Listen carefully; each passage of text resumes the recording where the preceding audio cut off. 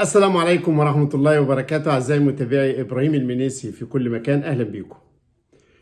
الأهلي بيبتعد بصدارة الدوري وبيعزز موقفه في قمة المسابقة سعيا وراء الهدف اللي كلنا متفقين عليه. ده موسم استرداد المفقودات، بدايتها الدوري الممتاز إن شاء الله تعالى. فأنت بتشتغل خطوة بخطوة. النقطة المهمة جدا كانت المكاسب الجانبية في مباراة المقاولين العرب، مش بس فوز الأهلي 2-1، لكن في ملاحظات فنية وفي تعليقات عليها مهمة جدا. لكن كمان عايز أقول لكم بمناسبة البطولة الأفريقية، الزمالك قدر ينعش أماله الأفريقية، فاز فوز مستحق على الترجي التونسي. والترجي الحقيقة فريق كبير لكنه بره الأرض كتير لما بيفقد شخصيته. الزمالك قدر يركز وقدر يستغل حظوظه في المباراة، وايضا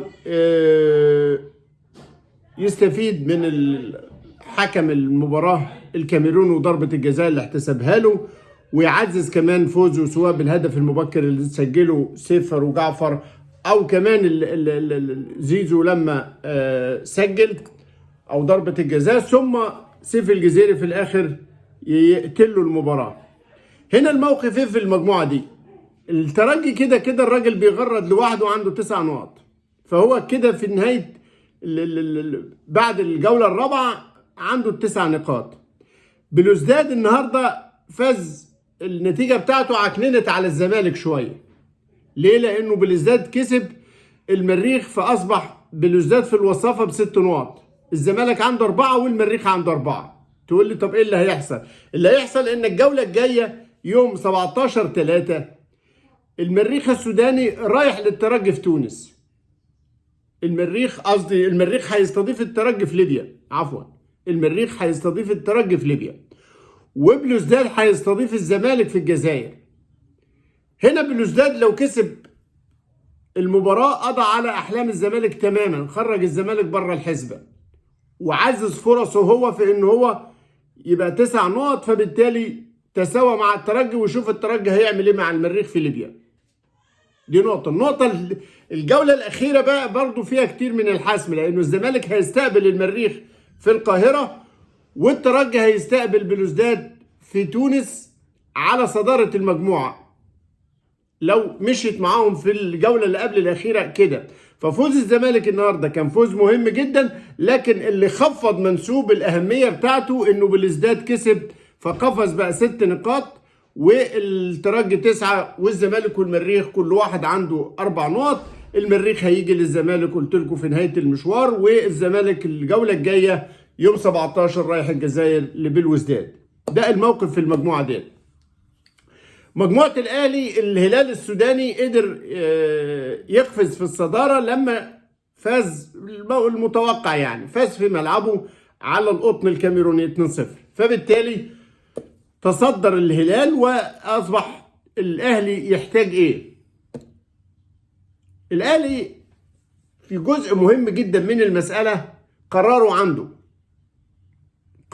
عنده بإذن الله تعالى. ال6 نقط اللي باقيين الأهلي يقدر ياخدهم في الجولتين. ننتظر يعني ال6 نقط بتوع الرحلة ديت اللي هيسافرها الصبح الظهر الساعة 2 إن شاء الله بطيارة خاصة لبريتوريا، هقول لكم التفاصيل فيها. لكن الأهلي يركز على إنه يكسب في بريتوريا. تقول لي ده صن داونز، أقول لك إيه يعني صن داونز؟ ما هو ده الأهلي. ما هو دام عايزين نتكلم على مستوى القيمة ومستوى الكبرياء، لا، أنت الفريق اللي الناس لازم تعمل لك حساب، أنت الفريق اللي الناس لازم تخاف منك، أنت الفريق اللي الناس تدافع قدامك. تقول لي بس ده فريق قوي، اقول لك لعيبه الاهلي لازم تتذكر ده وتحط في وجدانها ده وتنزل الملعب وهي عندها هذه العقيده.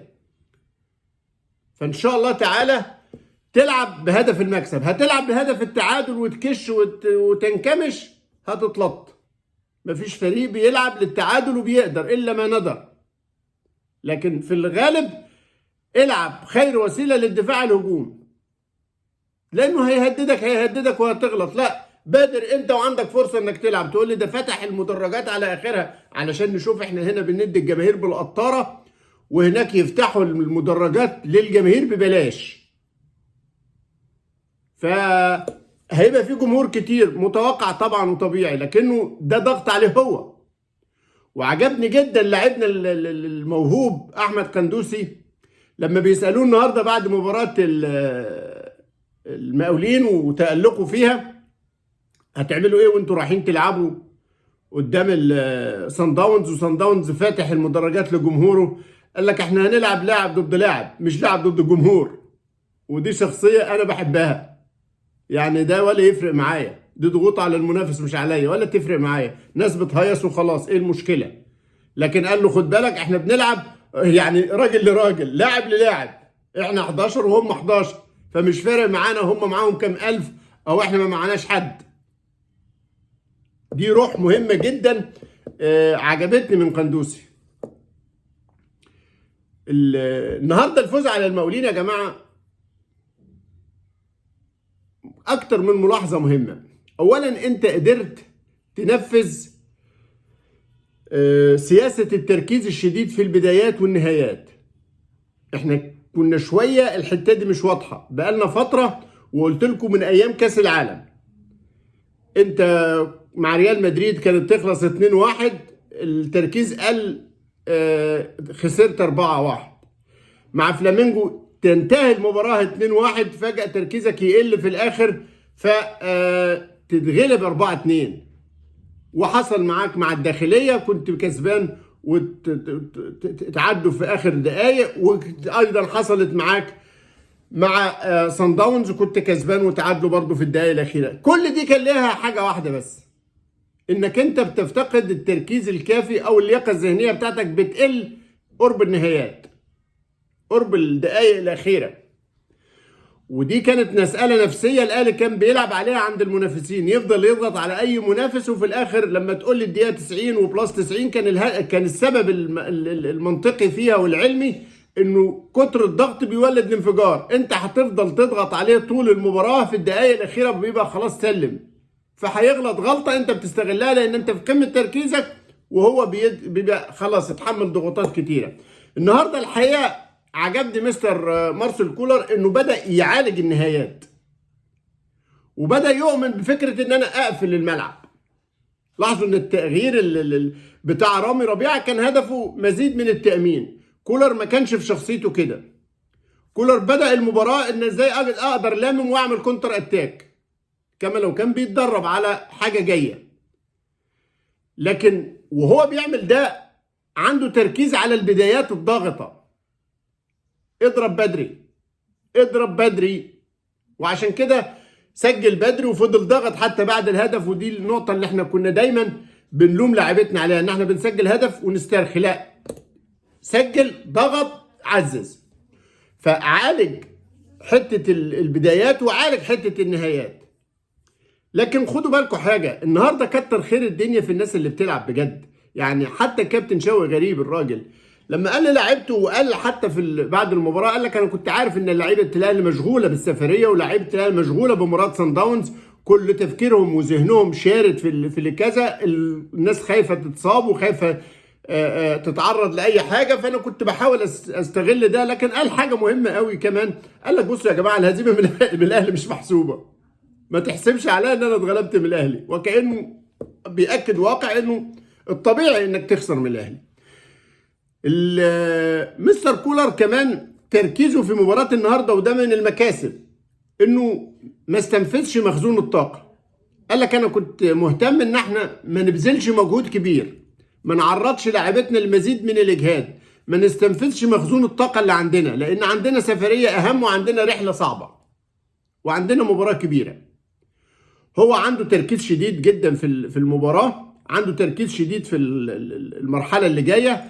لكن عايز اقول لكم على حاجه، هو دلوقتي الناس النهارده شافت ازاي يتعامل باحترافيه مع المباراه، وادى كل العناصر تقريبا واستخدم كل العناصر المتاحه.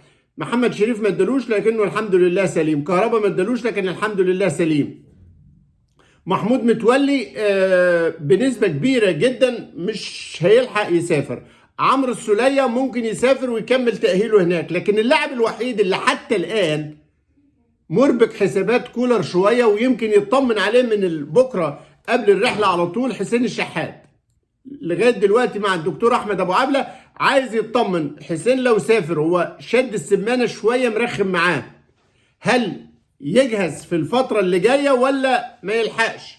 فده اللاعب الوحيد ربما اللي امره معلق شويه، من الممكن جدا يتحسم بكره قبل السفر. الفريق بكره ان شاء الله تعالى هيتجمع في ملعب التتش وهيتمرن، ثم يتغدى في النادي، والساعه 2 يطلع على المطار طياره خاصه تقل البعثه برئاسه الاستاذ طارق قنديل عضو مجلس الاداره، اللي هيرأس البعثتين، بعثه الاهلي الى بريتوريا ثم بعثه الاهلي بعد ما يخلص من المباراه باذن الله تعالى يوم السبت ظهرا هيتمرن في بريتوريا كمان يومين، علشان بدل ما يرجع هنا ويطلع من هناك على الجروه على طول في الكاميرون عشان يلعب مباراه يوم 17 مع القطن. الحاله عاليه جدا، التركيز شديد، اللعيبه واضح جدا انه الشغل حتى النفسي والمعنوي للدكتور احمد ابو الوفا المعد النفسي والذهني معاهم له تاثير، ولسه تاثيراته هتبان اكتر. انت مجرد ده بدايه، لانه الراجل بيدردش مع الناس، وده مهم في حاجتين ثلاثه. اول حاجه بيخفف الضغوط على اللاعب، ثانيا بيجدد الدوافع عند اللعيبه، ثالثا بيخلص اللعيبه من اثار او الاحساس باي زهق او ضغط او ملل او فدي الاثار النفسيه المهمه جدا اللي الحقيقه بحيي مارسيل كولر اللي طلب المعد الذهني في التوقيت المهم ده. ان شاء الله تعالى كل التوفيق للفريق. النهارده كمان كان في فوز مهم لشباب الاهلي تحت 18 سنه مواليد 2005، كسبوا الزمالك في الزمالك 2-1 وابتعدوا كتير بصداره دوري الشباب تقريبا 15 نقطة أو أكتر عن الزمالك، لكن كان الفريق في أفضل حالاته، عنده أكتر من كده وعنده أحسن من كده. لكن لفت نظرنا 2 من اللعيبة، يوسف سيد عبد الحفيظ وكمان عمرو خالد بيبو، الاثنين يعني ياما سجلوا في الزمالك. بيبو نجم 6-1 وسيد عبد الحفيظ حدث ولا حرج، ده لغايه دلوقتي عامل مشاكل وحرقان، فما بالك يطلع يوسف كمان. كل التوفيق ليهم وكل التوفيق لاولادنا ان شاء الله. شكرا جزيلا لحضراتكم على طيب المتابعه.